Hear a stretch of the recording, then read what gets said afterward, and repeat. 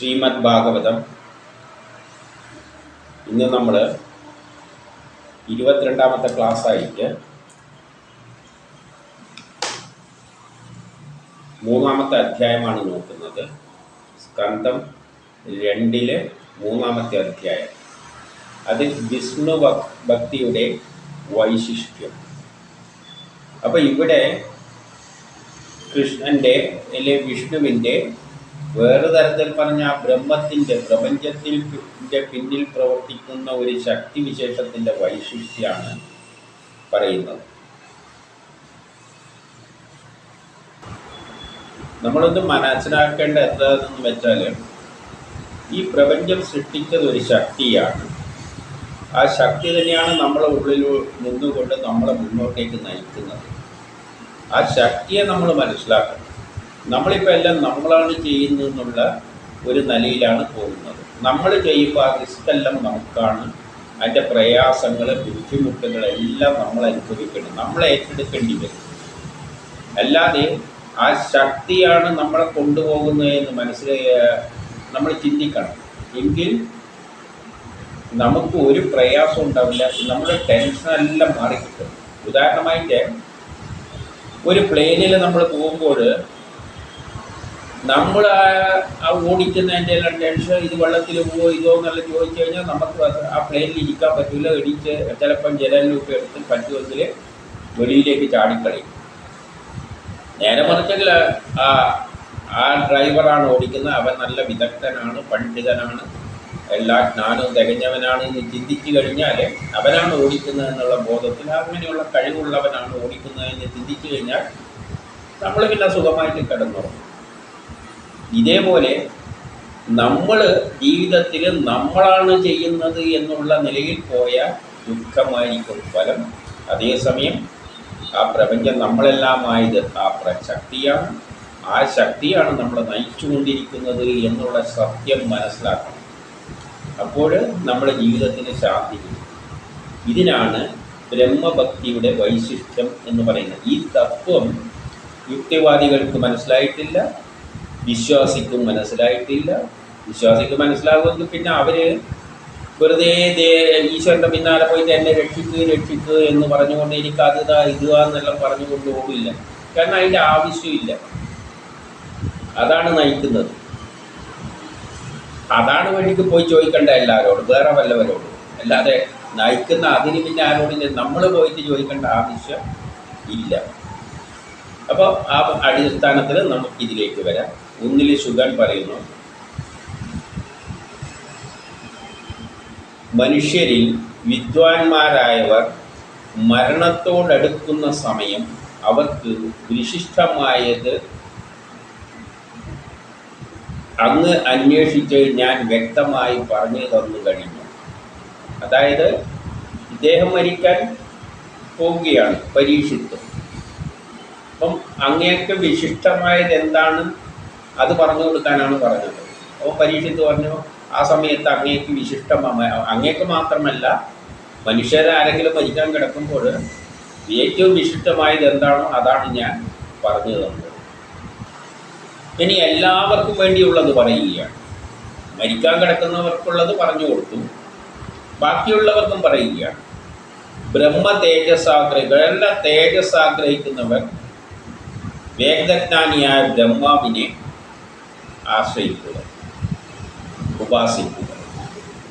കാരണം എല്ലാ ജ്ഞാനവും തികഞ്ഞ ബ്രഹ്മാവാണ് ഈ പ്രപഞ്ചം സൃഷ്ടിച്ചത്. അദ്ദേഹത്തിന് എല്ലാ ജ്ഞാനവുമുണ്ട്. അപ്പോൾ തേജസ് ആഗ്രഹിക്കുന്നവർ ആ ബ്രഹ്മാവിനെ ഉപാസിക്കുക. ബ്രഹ്മാവ് സൃഷ്ടി നടത്തുന്ന മാതിരി ജ്ഞാനം നേടിക്കൊണ്ട് കർമ്മം ചെയ്യുക. ബ്രഹ്മാവെന്തൊന്നും പ്രതീക്ഷിച്ചിട്ടില്ല. ഇന്ദ്രിയങ്ങൾക്ക് വിദേശ ശക്തി ഉണ്ടാകണമെന്ന് ആഗ്രഹിക്കുന്ന ഇന്ദ്രനെയും, ഈ പ്രപഞ്ചം സൃഷ്ടിച്ചതിനുള്ള പിന്നിലുള്ള ശക്തികളെ പലതായി തിരിച്ചിട്ട്, നമ്മളെ നിയന്ത്രിക്കുന്ന ശക്തികളെ പലതായിട്ട് തിരിച്ചിട്ടുണ്ട്. നമ്മളൊരു വീട് നിർമ്മിക്കുമ്പോൾ ബുദ്ധിപരമായി കൈകാര്യം ചെയ്യുന്നവനെ പറ്റി ചിന്തിക്കുമ്പോൾ മേസ്ത്രിയെ ചിന്തിക്കും, അയാളാണ് എല്ലാം ഏകോപിപ്പിക്കുന്നത്. എന്നാൽ വെള്ളം കൊണ്ടുവരുന്നവന് വെള്ളം കൊണ്ടുവരലായിരിക്കും ജോലി. അപ്പോൾ ആ കാര്യം ഭംഗിയായിട്ട് നടക്കണ്ടിക്ക് വേണ്ടിയിട്ട് നമുക്ക് അങ്ങേരെ ആഗ്രഹിക്കാം. ഇവ നല്ല ജോലിക്കാരനാണ്, വെള്ളം ശരിക്കും സമയത്ത് എത്തിക്കുന്നുണ്ട്, അല്ലെ ആ മടിയനാണ്, ഇവരുടെ വെള്ളം കൊടുക്കാതെ കൊണ്ട് കുഴക്കുന്നിടത്തെല്ലാം സിമെൻറ്റ് കുഴക്കുന്നിടത്തെല്ലാം ഡിലേ വരികയാണ്. അപ്പം നമുക്ക് വെള്ളം കൃത്യമായിട്ട് എത്തണം എന്നുള്ളെങ്കിൽ ആ വെള്ളം കിട്ടുന്നവനെ ആശ്രയിക്കണം. കാരണം അവനും ശരിയാണ് എല്ലാവരും. അപ്പോൾ ഓരോ പ്രധാനപ്പെട്ട മേസ്ത്രിയാണെങ്കിലും അതിൽ കർമ്മം ചെയ്യുന്നവർക്ക് പല ശക്തികളുണ്ട്. അതേപോലെ പ്രപഞ്ചത്തിൻ്റെ സൃഷ്ടിക്ക് പിന്നിലുള്ള ശക്തികളെ പല വർക്കുകളായിട്ട് തരംതിരിച്ചിട്ടുണ്ട്. അതായത് സൃഷ്ടി നടത്തുന്ന ശക്തി, സംരക്ഷിക്കുന്ന ശക്തി,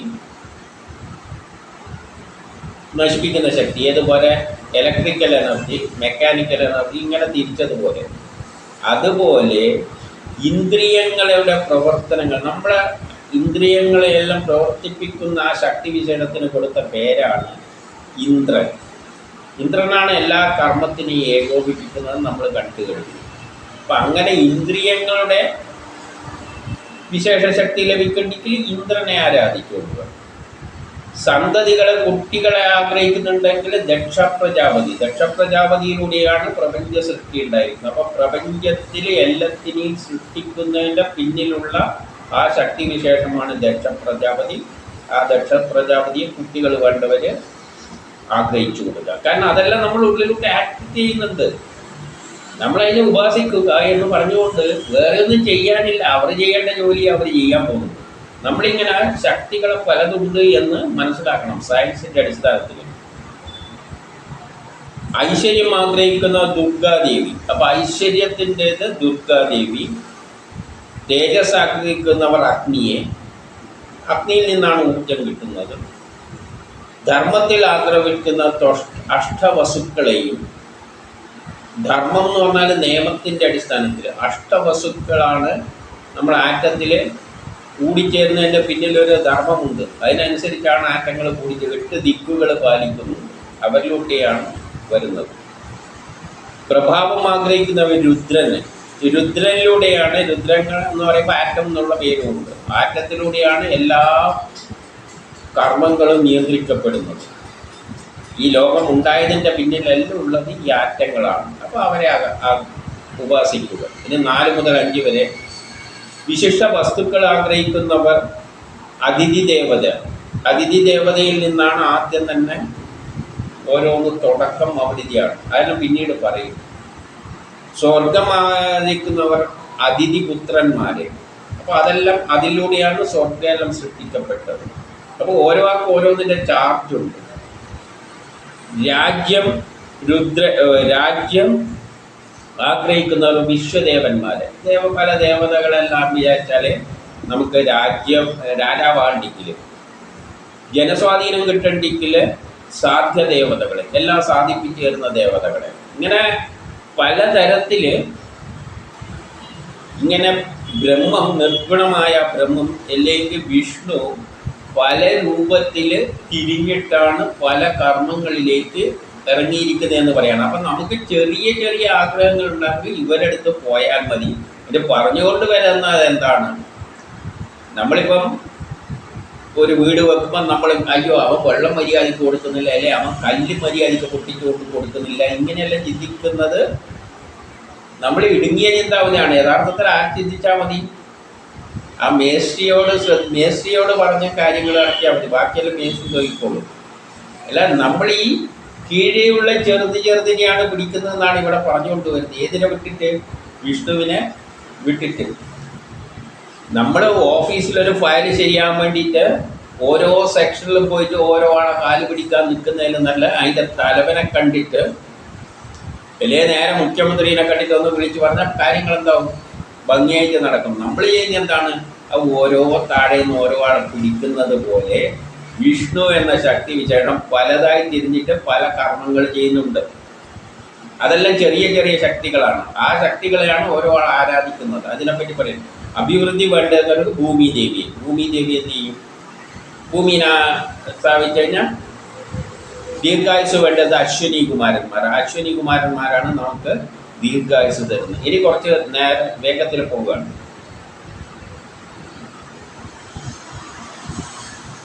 പിന്നെ 6 മുതൽ 7 ഇത് 4 5 സ്ത്രീകളെ വേണ്ടിയിട്ട് ഊർവശി സ്ത്രീ ഗന്ധർവ സ്ത്രീകളെ എല്ലാം ആയിട്ട് ബന്ധപ്പെട്ട കാര്യങ്ങൾക്ക് 6 7 ഊർവശിയെയും സൗന്ദര്യത്തിന് പരമേഷ്ഠി പ്രജാപതിയിൽ നിന്നാണല്ലോ സൃഷ്ടി തുടങ്ങി. കീർത്തിക്ക് വിഷ്ണു, സാധാരണ വിഷ്ണു. ധനം നേടാൻ വേണ്ടിയിട്ട് വരുണൻ എന്ന് പറഞ്ഞാൽ ഓർബിറ്റുകളിലൂടെയാണല്ലോ നമ്മളെ ആറ്റങ്ങളെ കൂടിച്ചേർന്നിട്ട് പുതിയ വസ്തുക്കൾ ഉണ്ടാകും. അപ്പം ധനം നേടാണെങ്കിൽ വരുണന്, വിദ്യക്ക് ശിവനെ, ദാമ്പത്യത്തിന് പാർവതിയെ, നല്ല ദാമ്പത്യം ഉണ്ടാക്കിയെങ്കിൽ പാർവതിയെ ഉപാസിക്കുക. ധർമ്മത്തിന് വിഷ്ണു, സന്താനത്തിന് പിതൃദേവത, ബാധ ഒഴിയാൻ യക്ഷന്മാരെ, ഫലത്തിന്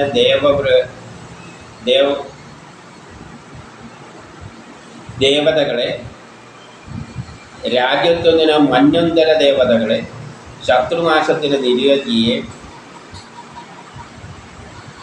ഭോഗേച്ഛക്ക് സോമനെ,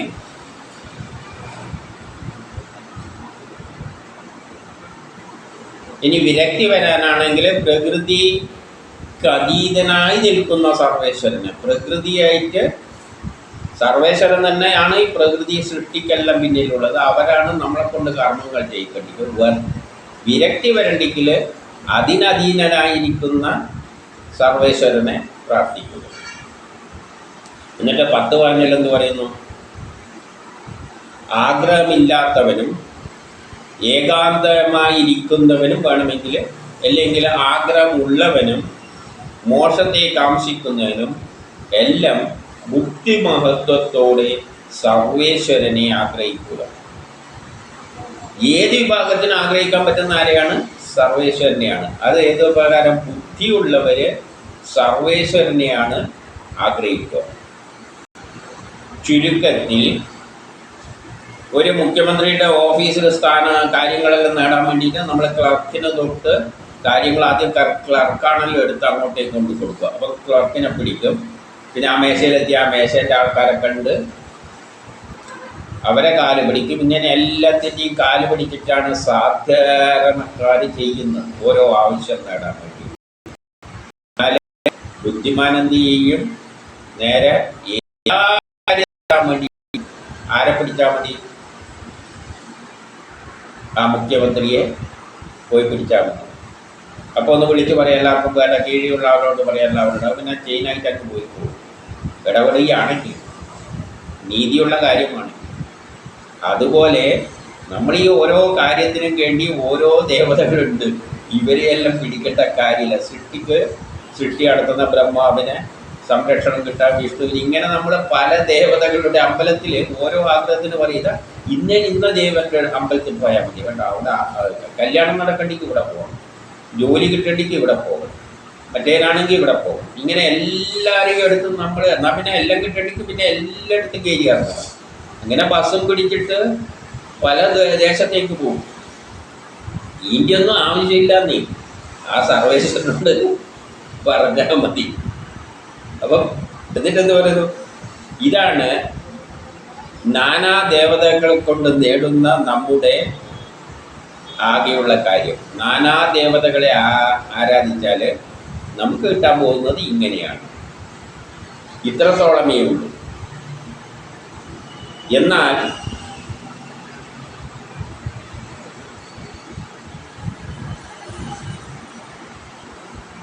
അതുകൊണ്ടുള്ള ഏക ഗുണം എന്താണെന്ന് വെച്ച് കഴിഞ്ഞാൽ ഭഗവാനിൽ ഭക്തി ഉണ്ടാവുക എന്നത് മാത്രമാണ്. ഇതുകൊണ്ടൊരു ഗുണമുണ്ട്. എല്ലാ ദേവതകളുടെയും പിന്നാലെ ഓടി നടക്കുന്നത് കൊണ്ടുള്ള ആകെ ഒരു ഗുണം. അപ്പം നേരത്തെ പറഞ്ഞു കഴിഞ്ഞു, ബുദ്ധിമാന്മാർ ഏത് വിഭാഗക്കാരായാലും വിഷ്ണുവിനെ ആരാധിച്ചാൽ മതി, മറ്റുള്ളവരുടെ അടുത്തൊന്നും പോകണ്ട. പക്ഷെ ഇങ്ങനെ പോകുന്നതുകൊണ്ടുള്ള ഏക ഗുണം എന്താണെന്ന് വെച്ച് കഴിഞ്ഞാൽ മനുഷ്യരിലൊരു ഭക്തിഭാവം ഉണ്ടാകുന്നുണ്ട്. ഭക്തിഭാവം എന്ന് പറയുമ്പോൾ വെറുതെ അതിനെ ആരാധിക്കാൻ വേണ്ടിയല്ല, ഇങ്ങനെ ഒരു ശക്തി നമ്മളെ കൊണ്ട് നടക്കുന്നുണ്ട് എന്ന് മനസ്സിലാക്കുന്നുണ്ട്. അപ്പം നിരീശ്വരവാദികളും ഈ വിശ്വാസികൾ അമ്പലം മുഴുവൻ കയറി ഇറങ്ങുന്നവരും തമ്മിലുള്ള ഒരു വ്യത്യാസം എന്താണെന്ന് വെച്ചാൽ, നിരീശ്വരവാദികൾക്ക് അവനാൻ ഞാനാണ് എല്ലാം ചെയ്യുന്നത്, എനിക്ക് എന്നെ നിയന്ത്രിക്കുന്ന ഒരു ശക്തിയുമില്ല എന്നുള്ളൊരു വിശ്വാസമാണുള്ളത്. വിശ്വാസിക്കാണിക്ക് അങ്ങനെയല്ല, കുറേ ശക്തികൾ ഇങ്ങനെ കിടക്കുകയാണ് ഓരോ കാര്യം നടക്കാൻ വേണ്ടിയിട്ട്, അങ്ങനെ നടക്കുകയാണ്. അപ്പം അവരെ സംബന്ധിച്ചുള്ള ആദ്യ ഒരു ഗുണം എന്താണെന്ന് വെച്ചാൽ, ഇങ്ങനെ ഓടി അടക്കുന്നതിനെ കൊണ്ടുള്ള ഗുണം, ഒരു ശക്തി നമ്മളെ കൊണ്ടുപോകുന്നുണ്ട് എന്ന് അവർ ചിന്തിക്കുന്നുണ്ട്. പക്ഷെ അത് അവിടെയും കുഴപ്പം എന്താണ്, ഈ പറഞ്ഞുകൊണ്ട് വരുന്നത് അത്രയേ ഉള്ളൂ ഗുണം. ഒരു ശക്തിയുണ്ട് എന്ന് വിചാരിക്കുന്നുണ്ട്, പക്ഷേ ആ ശക്തിയാണ് നമ്മളെ കൊണ്ട് ഉള്ളിലിരുന്നു കൊണ്ട് എല്ലാം ചെയ്യുന്നത് എന്ന സത്യം നമ്മൾ തിരിച്ചറിയുന്നില്ല. അപ്പം നമ്മൾ യുക്തിവാദി തന്നെയാണ് ഒരു കാര്യത്തിൽ. എന്തെന്ന് വെച്ചാൽ എല്ലാം ഞാനാണ് ചെയ്യുന്നത്, പക്ഷേ ഒരു ശക്തി പിന്നിലുണ്ട് എന്ന ഒരു വിശ്വാസം മാത്രമേ ഉള്ളൂ. ഒരു ശക്തി പിന്നിലുണ്ട്, പക്ഷെ ചെയ്യുന്ന ഞാൻ തന്നെയാണ്. യുക്തിവാദിയെ സംബന്ധിച്ചിടത്തോളം ചെയ്യുന്ന ഞാനാണ്, ഒരു ശക്തിയുമില്ല. നമ്മളെ സംബന്ധിച്ചിടത്തോളം ചെയ്യുന്ന ഞാൻ തന്നെയാണ്, പക്ഷേ ആ ശക്തി ഒന്ന് സഹായിച്ച് കിട്ടിയാലേ ഞാൻ രക്ഷപ്പെടുകയുള്ളൂ എന്ന വിശ്വാസമാണ്. യുക്തിവാദിക്ക് ഞാൻ തന്നെയാണ് കാര്യം നേടുന്നത്, എല്ലാം ശരിയാക്കുന്നത് ഞാൻ തന്നെ എന്നുള്ള വിശ്വാസത്തിൽ അവർ പോകുമ്പോൾ, യുക്തിവാദി ഞാനാണെല്ലാം ചെയ്യുന്നത്, പക്ഷേ ആ ശക്തിയുടെ ഒരു സഹായം കിട്ടിയാൽ ഞാൻ രക്ഷപ്പെടും എന്നുള്ള ചിന്തയാണ്. വലിയ വ്യത്യാസമൊന്നും ഇല്ല, പക്ഷേ ഉണ്ട് ഒരു ചെറിയ വ്യത്യാസം. ഈ വ്യത്യാസമേ ഉള്ളൂ. യഥാർത്ഥത്തിൽ വേദം പറയുന്നത് ആ ശക്തി തന്നെയാണ് നമ്മിലിരുന്നു കൊണ്ട് നമ്മളെ കൊണ്ട് ചെയ്യിപ്പിക്കുന്നത്. അതിൻ്റെ അപ്പുറം ഒരു കാര്യവും നടക്കാൻ പോകുന്നില്ല. അതെന്താണോ ഉദ്ദേശിച്ചത് അവിടെ കൊണ്ടെത്തിക്കും.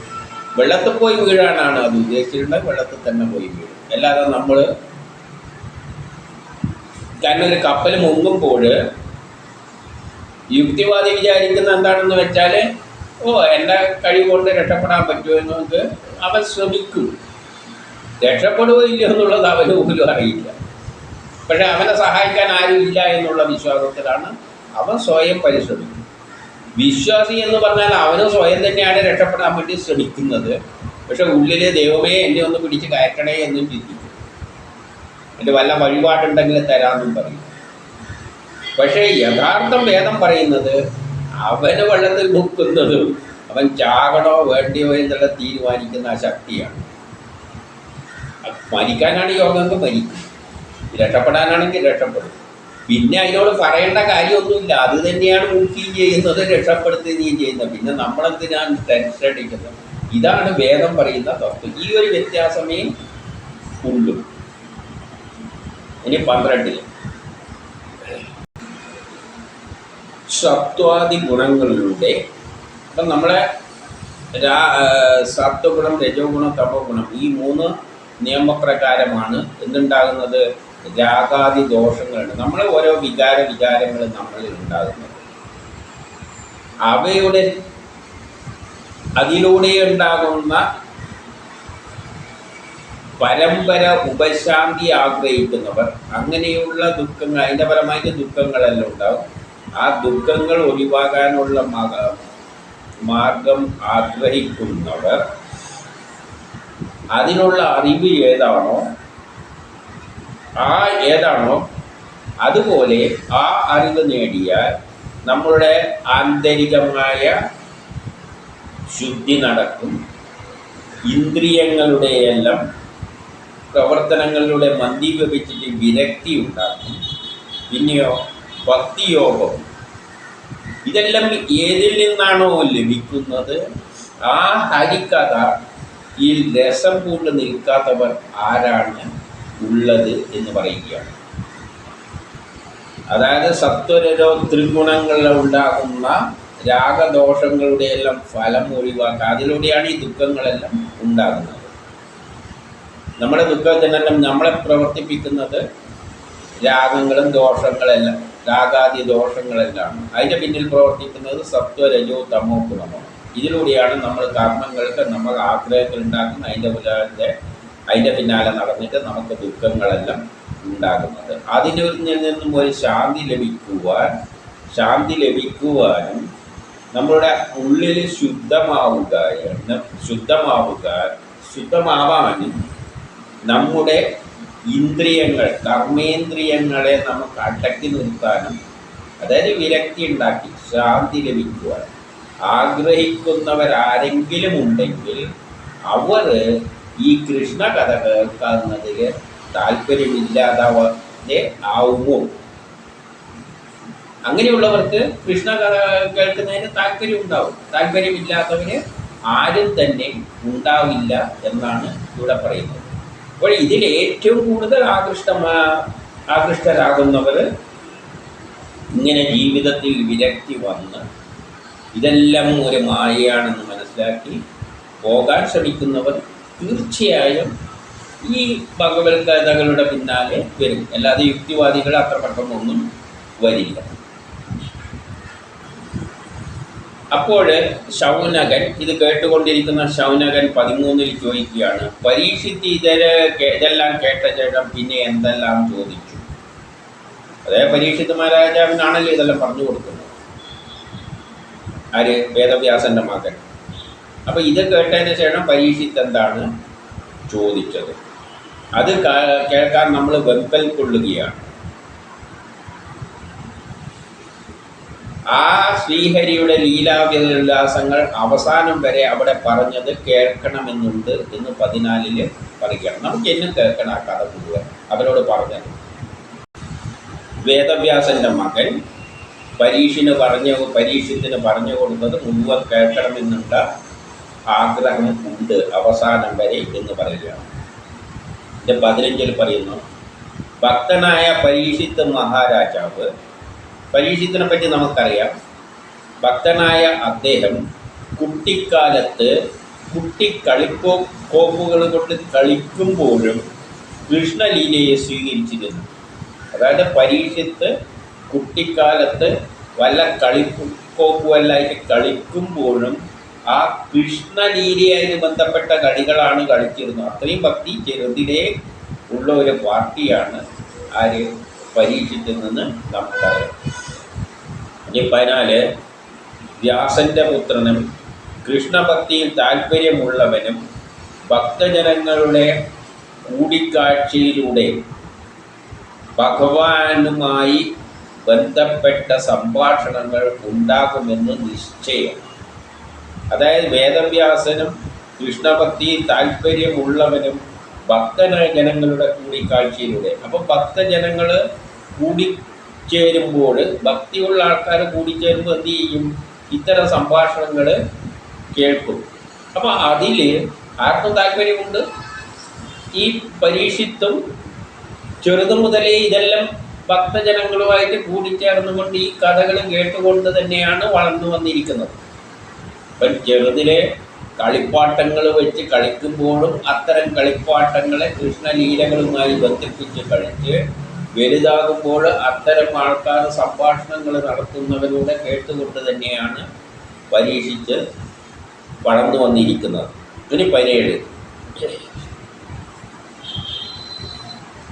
ഇനി സാധാരണ ജനങ്ങളുടെ കാര്യമാണ്. കുടിയും കാടിയാണ്. ഭക്തിയുള്ള ആൾക്കാർ സംഭാഷണങ്ങൾ നടത്തുമ്പം ഇത്തരം വിഷയങ്ങൾ കേൾക്കാൻ അവസരങ്ങൾ ഉണ്ടാകുന്നുണ്ട്. ഇപ്പോൾ ഇവിടെ ഇങ്ങനെയൊരു സംഭാഷണം നടത്തുന്നത് കൊണ്ടാണ് ശൗനകനുമല്ല ഇത് കേൾക്കാനുള്ള താല്പര്യം ഉണ്ടായത്. അപ്പം നിങ്ങൾ അവിടെ വെച്ച് കേട്ടിട്ടുണ്ടല്ലോ, അതെല്ലാം കൂടി ഒന്ന് വിസ്തരിച്ച് പറഞ്ഞു എന്നാണ് പറയുന്നത്. ഇനി അടുത്തതിലെന്ത് പറയുന്നു? വിശിഷ്ട കീർത്തി എഴുന്ന ശ്രീഹരിയുടെ വൃത്താന്തം കൊണ്ട് യാതൊരുവൻ അല്പസമയമെങ്കിലും നീക്കി വെക്കുമോ? അപ്പോൾ ഒരാൾ ജീവിതത്തിൽ ഒരു ദിവസത്തിൽ കുറച്ച് സമയമെങ്കിലും ഈ കഥ കേൾക്കാൻ നീക്കി വെക്കുന്നുണ്ടെങ്കിൽ അവരും മറ്റുള്ളവരെ നീക്കി വെക്കാത്തവരും തമ്മിലുള്ള വ്യത്യാസം എന്താണെന്ന് വെച്ചാൽ, മറ്റുള്ളവരുടെ ദിവസം മുഴുവൻ രാത്രിയും പകലും ഉദയം തൊട്ട് അസ്തമിക്കുന്നത് വരെയുള്ള സമയം രാത്രി കടന്നുറങ്ങാനാണ്. ഉദയം തൊട്ട് അസ്തമിക്കുന്നത് വരെയുള്ള സമയം സൂര്യൻ അപഹരിക്കുകയാണ്. സൂര്യൻ അപഹരിക്കുക എന്ന് പറഞ്ഞാൽ ചുമ്മാ കളയുകയാണ്. അപ്പം അതിൽ കുറച്ച് സമയമെങ്കിലും ഇത് കേൾക്കണമെന്ന് പറയുകയാണ്. എന്തിനാ ഈ കഥ കേൾക്കുന്നത്? ഈ കഥയിൽ നമ്മൾ കാണുന്നത് എന്താണ്? പ്രപഞ്ച രഹസ്യമാണ് കാണുന്നത്. ഈ കഥ എന്ന് പറഞ്ഞാൽ പിന്നെ രാധേ രാധേ എന്ന് കേൾക്കാനല്ല. ഇതുവരെ നമ്മൾ കേട്ടത് എന്താണ്? പ്രപഞ്ചം ബ്രഹ്മസാക്ഷാത്കാർ, ഇതിൻ്റെ പിന്നിലൊരു ശക്തിയാണ് ഇതെല്ലാം ചെയ്യുന്നെന്നുള്ള സത്യമാണ് ഈ കഥയിലൂടെ പറഞ്ഞു തരുന്നത്.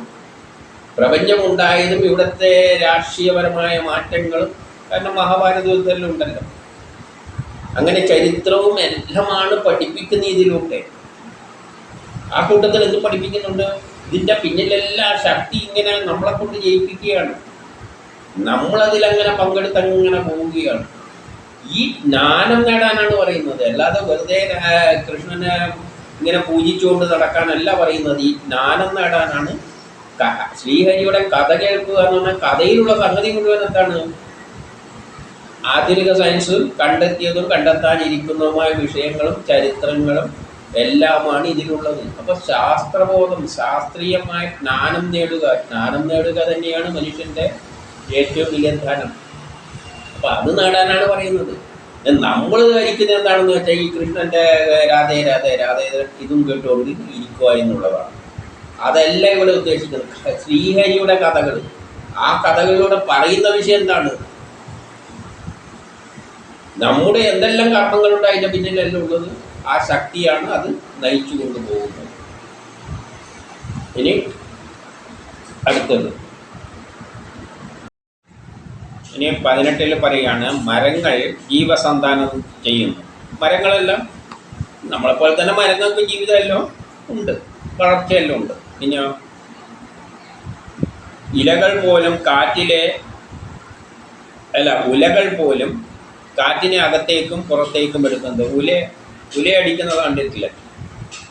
ആ ഉലയടിക്കുമ്പോഴെന്ത് ചെയ്യും? ഇങ്ങനെ കാറ്റ് പുറത്തേക്കും അകത്തേക്കും എടുക്കും. അപ്പോൾ നമ്മൾ എന്ത് ചെയ്യുന്നുണ്ട്? കാറ്റകത്തേക്കും പുറത്തേക്കും എടുക്കുന്നുണ്ട്. നമ്മൾ ജീവിക്കുന്നുണ്ട്, മരങ്ങൾ ജീവിക്കുന്ന പോലെ തന്നെ നമ്മൾ ജീവിക്കുന്നു. നമ്മൾ ശ്വാസം എടുക്കുകയും ചെയ്യുന്നവരെ തന്നെ ഇതൊരു ഉല പോലെ തന്നെ ഉലയും ശ്വാസം എടുക്കുകയും പിടിക്കുകയും ചെയ്യുന്നുണ്ട്. നാട്ടുമൃഗങ്ങളും മറ്റ് ജന്തുക്കളും തിന്നുന്നുണ്ട്. ജന്തുക്കളെല്ലാം തിന്നുന്നുണ്ട്, നമ്മളും തിന്നുന്നുണ്ട്. എന്നിട്ടാ 19 ഒരിക്കലെങ്കിലും ശ്രീകൃഷ്ണ ഭഗവാന്റെ ശ്രവണ മാർഗത്തെ പ്രാപിക്കാത്തവൻ ഈ പന്നി, ഒട്ടകം, കഴുത എന്നിവർക്ക് സമാനമാണ്. അതുകൊണ്ട് ഇതെല്ലാം നമ്മൾ മാത്രമല്ല, നമ്മൾ ഈ ചെയ്യുന്ന കാര്യമെല്ലാം അവരും ചെയ്യുന്നുണ്ട്. അതുകൊണ്ട് പിന്നെ ഒരു വ്യത്യാസം എന്താണ്? ഈ കൃഷ്ണ ഭഗവാന്റെ ശ്രവണ മാർഗത്തെ പ്രാപിക്കാത്തവൻ, ആ കൃഷ്ണ ഭഗവാന്റെ ശ്രവണ മാർഗം, അതായത് കേട്ടിട്ടുള്ള ഈ ഭാഗവതത്തിൽ എന്തെല്ലാമാണോ പറഞ്ഞത് അതെല്ലാം കേൾക്കാത്തവൻ ഈ മൃഗങ്ങൾക്ക് സമാനമാണ് എന്ന് പറഞ്ഞു കഴിഞ്ഞാൽ അതിൻ്റെ ഉദ്ദേശം നമ്മൾ ഈ ഭാഗവതം ശരിക്ക് അർത്ഥസഹിതം കേട്ട് മനസ്സിലാക്കണം. അതിലുള്ള കാര്യങ്ങൾ എന്താണെന്ന് നമ്മൾ ഓരോന്നായിട്ട് കണ്ടുകൊണ്ടിരിക്കുകയാണ്. അല്ലാതെ വെറും ഇങ്ങനെ ആ കഥയിലുള്ളത് എന്താണുള്ളത്? പ്രപഞ്ച രഹസ്യമാണുള്ളത്. അല്ലാതെ വെറുതെ ഇങ്ങനെ കൃഷ്ണ കൃഷ്ണ എന്നും പറഞ്ഞിരിക്കാൻ അവിടെ ഒരിക്കലും പറയുന്നില്ല. ഇനി 20 യാതൊരു മനുഷ്യൻ്റെ കർണപുടങ്ങൾ ശ്രീകൃഷ്ണൻ്റെ അവദാനങ്ങളെ കേൾക്കുന്നില്ലയോ, അവ കോടുകളാണ്. ഈ ചുവട് അത് കേൾക്കുന്നില്ലെങ്കിൽ അത് കോടിന് സമാനമാണെന്ന് പറയാം. ഇതെല്ലാം ചില ഉദാഹരണങ്ങൾ സഹിതം പറയുന്നതായിട്ട്. നാമം ചൊല്ലാത്ത നാവ് തവളേൻ്റെ നാവിന് പോലെ അപശബ്ദം പുറപ്പെടുവിക്കാനുള്ളതാണ്. അപ്പോൾ ആ നാമം ചൊല്ലാത്തവർ, അപ്പം നമ്മൾ നാമം ചൊല്ലണം, കേൾക്കണം. ഇതെല്ലാം കൊണ്ട് എന്താ ഉദ്ദേശിക്കുന്നത്? വെറുതെ കേട്ടിട്ട് തള്ളാനല്ല. അത് ഇവിടെ വേണമെങ്കിൽ പറയാം, എന്നാൽ സ്പീക്കറിന് സമാനമാണ്. സ്പീക്കറിലോട്ട് ഇങ്ങനെ ശബ്ദം വരികയും പോവുകയും ചെയ്യും. സ്പീക്കറിന് ഒരർത്ഥവും അറിയില്ല. അതേപോലെ ആകരുത്, പക്ഷെ അങ്ങനെ ഇവിടെ പറഞ്ഞിട്ടില്ല. അതിൻ്റെ അർത്ഥം ഇതാണ്. നമ്മൾ കേൾക്കുകയും കേൾക്കുകയും ചെയ്യുമ്പോൾ എന്താണ് ചെയ്യേണ്ടത്? അതിൻ്റെ അർത്ഥം മനസ്സിലാക്കിയാണ്. അതായത് ജ്ഞാനമില്ലാത്തവൻ്റെ വെറുതെ ഇത് തവളേൻ്റെ നാക്ക്, തവള എന്താണ്? അപശബ്ദം പുറപ്പെടുവിക്കുന്ന. അപശബ്ദത്തിന് അർത്ഥമുണ്ട്? ഇല്ല.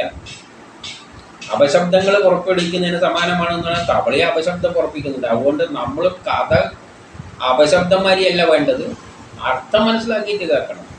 പിന്നെയോ ഇതിനെല്ലാം അർത്ഥമുണ്ട് വരികൾക്ക്. തവളേൻ്റെ വേറെ കാര്യമൊന്നുമില്ല, അർത്ഥമൊന്നുമില്ല. വെറുതെ തവള ഇങ്ങനെ ഒച്ചയാക്കിയാണ്. ഇനി ഉണ്ടോയെന്ന് അറിയില്ല. പലവനെയും വിളിക്കുന്ന ശബ്ദം അതിന് അർത്ഥമുണ്ടോയെന്ന് തവളക്കരയായിരിക്കും, പക്ഷെ നമ്മളെ സംബന്ധിച്ചിടത്തോളം അപശബ്ദമാണ്. ഇനി 21 പട്ടു തലപ്പാവ് ചൂടിയ തലയും കൃഷ്ണന്റെ മുൻപിൽ നമിച്ചില്ലെങ്കിൽ അത് വെറും ചുമടാണ്. അപ്പോൾ ഒരു തലയിൽ കിരീടം ഉണ്ടായാലും കൃഷ്ണന്റെ മുമ്പിൽ, രാജാവാണെങ്കിൽ പോലും കൃഷ്ണന്റെ മുമ്പിൽ നമിക്കുക എന്ന് പറഞ്ഞാൽ അതിൻ്റെ അർത്ഥം എന്താണ്? ലോകത്തെ നയിക്കുന്നത് ആരാണ്? രാജാവ് ഒന്നുമല്ല. ഈ രാജാവിനാണ് ഇരുത്തിയതും രാജാവിനെ കൊണ്ട് നയിക്കുന്നതും എല്ലാം ആരാണ്? ആ ശക്തിയാണ്. അപ്പോൾ ആ ശക്തിക്ക് മുമ്പിൽ ആ ശക്തിയെ മനസ്സിലാക്കുമ്പോഴാണ് നമുക്ക് അതിൻ്റെ പ്രാധാന്യം മനസ്സിലാകുന്നത്. നമ്മളൊന്നുമല്ല. രാജാവായാലും ആ ശക്തിയാണ് അതിനെ രാജാവാക്കി ഇരുന്നിട്ട് അവനുള്ളിലൂടെ കാര്യങ്ങൾ ചെയ്യുന്നത്. അപ്പോൾ അതിനെ നമിക്കില്ലെങ്കിൽ അവന് വിവരമില്ല. ഞാനാണ് രാജാവ് എന്നുള്ള അഹങ്കാരത്തിൽ ഇരുന്ന് കഴിഞ്ഞാൽ പോക്കാണ്. ആദ്യം ചിന്തിക്കുന്നത് എന്താണ്? എന്നെ ആ ശക്തിയായി ഇരുത്തിയിരിക്കുന്നത്, അതാണ് എന്നെ കൊണ്ട് എല്ലാം ചെയ്യിപ്പിക്കുന്നത്, ഞാനല്ല. കുറേ തിളങ്ങുന്ന പൊൺവളകളെല്ലാം കൈമേൽ അണിഞ്ഞാലും കൃഷ്ണനെ ആ കൈ കൊണ്ട് കൂപ്പിയിട്ടില്ല എങ്കിൽ അവ നിർജീവമാകുന്നു. അപ്പോൾ എത്ര വളയിട്ടായാലും കാര്യമില്ല, കൃഷ്ണനെ കൂപ്പണം എന്ന് പറഞ്ഞാൽ നമ്മൾ എന്താണ്? ആ ശക്തിയെ മനസ്സിലാക്കണം. അത്രയും വലിയൊരു ശക്തിയുണ്ട് ഈ ലോകത്തിൽ നമ്മളെ നയിക്കാൻ. ഈ വള നമ്മളെ കൈമേൽ ഇട്ട് തന്നത് ആ ശക്തിയാണ്, അല്ലാതെ നമ്മളെ കഴിവുകൊണ്ട് കാര്യമാണെന്ന് ചിന്തിക്കരുത്. ഇതാണ് ഈ പറയുന്നതിൻ്റെ എല്ലാ അർത്ഥം. നമ്മളെ കൈമേൽ കുറേ സ്വർണ്ണ വള വരുന്നുണ്ടെങ്കിലും അത് ആ ശക്തിയുടെ ആണ്. അതിലൂടെ ആ വളയും ആ ശക്തിയാണ്, നമ്മളെ കയ്യും ആ ശക്തിയാണ്. അത് തന്നെയാണ് അതിനെ ഇടിയിപ്പിച്ചിരിക്കുന്നത്. അപ്പോൾ അതിനെ കൂപ്പിയേ പറ്റൂ. അങ്ങനെ ഒരു ശക്തിയുടെ പ്രാധാന്യം എടുത്ത് പറയുകയാണ്. നേരത്തെ വിഷ്ണുവിൻ്റെ ഭക്തിയുടെ മഹാത്മ്യല്ലേ പറയുന്നത്, അത് തന്നെ. ഇനി 22 യാതൊരാൾ വിഷ്ണുവിൻ്റെ മൂർത്തികളെ ദർശിക്കാതിരിക്കുന്നുവോ ആ കണ്ണുകൾ പീലിക്കണ്ണുകൾ പോലെയാണ്. അപ്പം നമ്മൾ കൃഷ്ണനെ ദർശിക്കണം. എന്തിലും ആ കൃഷ്ണനെ ദർശിക്കാൻ നമുക്ക് പറ്റണം. കൃഷ്ണൻ്റെ മൂർത്തികൾ ദർശിക്കുക. ഈ കാണുന്നതെല്ലാം കൃഷ്ണമൂർത്തികളാണ്. പ്രപഞ്ചത്തിൽ എന്തെല്ലാം ഉണ്ടോ അതെല്ലാം കൃഷ്ണൻ്റെ മൂർത്തികളാണ്. എല്ലാം ആ ബ്രഹ്മമാണ് ഈ കല്ലായി മാറിയത്. അതുകൊണ്ടാണ് ഏത് മൂർത്തിയും പ്രപഞ്ചത്തിൽ നമ്മൾ എന്തെല്ലാം കാണുന്നുണ്ടോ, ഒരു കാറ് കാണുകയാണെങ്കിലും അത് ബ്രഹ്മമാണ്. അതിൽ ബ്രഹ്മത്തെ ദർശിക്കണം. ബ്രഹ്മമാണ് ഈ വസ്തുവായിട്ട് മാറി, ആറ്റങ്ങളായി മാറിയിട്ട് കാറായിട്ട് മാറിയിരിക്കുന്നത്. മനുഷ്യൻ്റെ ബുദ്ധിയിലൂടെ അത് ആയി മാറിയിരിക്കുന്നത്. അപ്പോൾ അതൊന്നും ദർശിക്കാൻ പറ്റില്ലെങ്കിൽ അത് മയിൽപ്പീലിയെ കണ്ണാണ്. മയിൽപ്പീലിൻ്റെ അകത്തൊരു കണ്ണുണ്ട്, അതിന് വരെ കാണാനുള്ള കഴിവൊന്നും ഇല്ല. വിഷ്ണു ക്ഷേത്രങ്ങളിൽ സഞ്ചരിക്കാതെ എൻ്റെ കാലുകൾ മരക്കാലുകളാണ്. വിഷ്ണുവിൻ്റെ ക്ഷേത്രം ഏതാണ്? ഈ പ്രപഞ്ചം മുഴുവൻ വിഷ്ണുവിൻ്റെ ക്ഷേത്രമാണ്. നമ്മൾ കെട്ടിയിടുന്നതല്ല. വിഷ്ണുവിൻ്റെ ക്ഷേത്രത്തിലൂടെയാണ് നമ്മൾ സഞ്ചരിക്കുന്നത്. അത് മനസ്സിലാക്കിക്കൊണ്ട് ചലിച്ചില്ല എങ്കിലും, അതായത് നമ്മൾ എന്ത് കർമ്മം ചലിക്കുക എന്ന് പറയുമ്പോൾ എന്ത് കർമ്മം ചെയ്യുന്നുണ്ടെങ്കിലും അതെല്ലാം ഈ ലോകത്തിൽ വിഷ്ണു ക്ഷേത്രത്തിലാണ് നമ്മൾ കർമ്മങ്ങൾ ചെയ്യുന്നത്. ഈ ലോകത്തിൽ എന്ത് കർമ്മം ചെയ്യുന്നുണ്ടെങ്കിലും ആ കർമ്മത്തിലെല്ലാം ആ ശക്തിയാണ് നമ്മളെ കൊണ്ട് ചലിപ്പിക്കുന്നത് എന്ന് മനസ്സിലാക്കിയിട്ടില്ലെങ്കിൽ അത് മരക്കാലിന് സമാനമാണ്.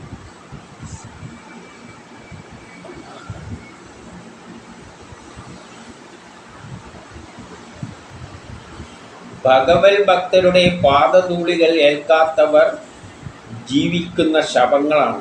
ഭഗവത് ഭക്തരുടെ പാദങ്ങളിൽ നിന്ന് വരുന്ന പൊടികൾ. ഭഗവത് ഭക്തർ എന്ന് പറയുന്നത് വേദവ്യാസനും ഋഷികളും എല്ലാം തന്നെയാണ്. അവരുടെ പാദങ്ങളിൽ വരുന്ന ധൂളികൾ എന്ന് പറയുന്നത് അത് തന്നെയാണ്. അവർ നമുക്ക് നൽകിയ ഈ ജ്ഞാനങ്ങൾ, വേദപുരാണ ഉപനിഷത്തുക്കൾ.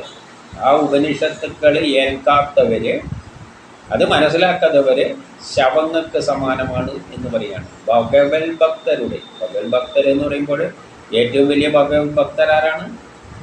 വേദവ്യാസന ഋഷികളിലൂടെ തന്നെയാണ് ഇതെല്ലാം വന്നിരിക്കുന്നത്. അവരുടെ പാദം ധൂളികളേക്കാതെ അവരുടെ പാദങ്ങളുടെ അവർ സഞ്ചരിച്ച വഴികളിൽ നിന്ന് അവർ മനസ്സിലാക്കി നമുക്ക് തന്ന കാര്യങ്ങൾ നമുക്ക് ഉൾക്കൊള്ളാൻ പറ്റിയിട്ടില്ലെങ്കിൽ നമ്മൾ ശവങ്ങൾക്ക് മനുഷ്യനാണെന്ന് പറഞ്ഞിട്ട് കാര്യമൊന്നുമില്ല. ഈ അർത്ഥം നമ്മൾ മനസ്സിലാക്കണം. വിഷ്ണുപാദങ്ങളിൽ അർപ്പിച്ച തുളസിയുടെ മണമേൽക്കാത്തവർ ശ്വാസോച്ഛ്വാസം ചെയ്യുന്ന ശവമാണ്. അപ്പോൾ വിഷ്ണുവിൻ്റെ പാദങ്ങളിൽ അർപ്പിച്ച തുളസിയുടെ മണം. അപ്പം വിഷ്ണുവിൻ്റെ പാദവുമായിട്ട് ബന്ധപ്പെട്ടിട്ടാണ് തുളസിയുള്ളത്. തുളസിക്ക് വിഷ്ണുവായിട്ട് ബന്ധമുണ്ട്. ഏറ്റവും ഔഷധ ഗുണമുള്ളൊരു ചെടിയാണ്, പവിത്രമായൊരു ചെടിയാണ്. അപ്പം അതിൽ നിന്ന് ഏൽക്കുന്ന മണം നമ്മൾ ശ്വസിക്കാത്തവൻ എന്താണ്, ശ്വാസോച്ഛ്വാസം ചെയ്യുന്ന ശവമാണ് എന്ന് പറയുക. ഇവിടെയെല്ലാം തന്നെ ആ ശക്തിയെ നമ്മൾ തിരിച്ചറിയേണ്ട കാര്യം, പലതരത്തിൽ നമ്മൾ അവയവങ്ങളൊന്നും ചെയ്യുന്നതല്ല, അതിലൂടെ ചെയ്തില്ലെങ്കിൽ അതിന് അർത്ഥമില്ല. ഇനി 24, ഉച്ചരിക്കപ്പെടുന്ന ഹരിനാമങ്ങളാൽ വികാരപ്പെടാത്തവൻ്റെ ഹൃദയം. അപ്പോൾ ഇത് കേട്ട് കഴിഞ്ഞാൽ നമ്മളെ ഹൃദയത്തിന് വികാരം ഉണ്ടായിട്ടില്ലെങ്കിൽ ആ ഹൃദയം കല്ലാണ് എന്ന് പറയുകയാണ്. പിന്നെ എന്ത് വേണം? കണ്ണിലെ ഇത് കേൾക്കുമ്പോൾ ആനന്ദ കണ്ണീർ വരണം, രോമത്തിൽ രോമാഞ്ചം ഉണ്ടാവണം. അതുകൊണ്ടല്ലേ രോമഹർഷനാണ് കൊടുത്തത് എന്ന് പറഞ്ഞത്. കേൾക്കുമ്പോൾ രോമം എഴുന്നേറ്റ് കേൾക്കും. അത്രയും ഭയങ്കരമായ മനോഹരമായ ഒരു ഇതിഹാസ പുരാണമാണ്, അല്ലേ? ഇതിഹാസ പുരാണം 25. അതുകൊണ്ട് പ്രിയ സുധ, അങ്ങ് നല്ല നിലയിൽ പ്രഭാഷണം ചെയ്യുന്നുണ്ടെന്ന് അങ്ങ് പറയുന്നതിനും കേൾക്കാൻ നല്ല രസം ഉണ്ട്.